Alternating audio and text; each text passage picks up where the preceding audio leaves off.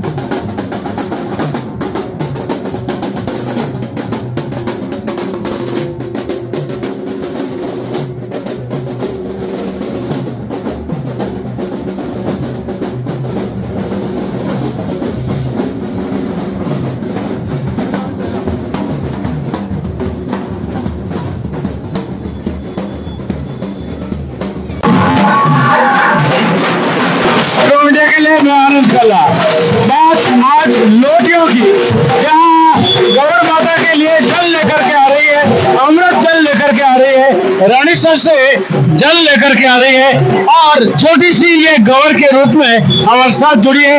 हम जानना चाहेंगे आपसे कि ये लोटियां जो लेकर के आ रही हैं उसके लिए क्या कहेंगे? ये पूजा के लिए लेके आ रहे हैं हम जल। इससे कल ना तीज के दिन ना इस अमृत जल से पूजा की जाती है और ये सुहागिना के जो जल लेके आती है उसी से पूजा होती है। ये पूजा जो होगी कल होगी? हाँ, इस जल से पूजा कल होगी। तीज के दिन जो पूजा होती है वो रानीसर से पानी जल लेके आते हैं, उसी से होती है। बिल्कुल। कहाँ की है टीम आपकी? जालोरी गेट की। जालोरी गेट की, बिल्कुल।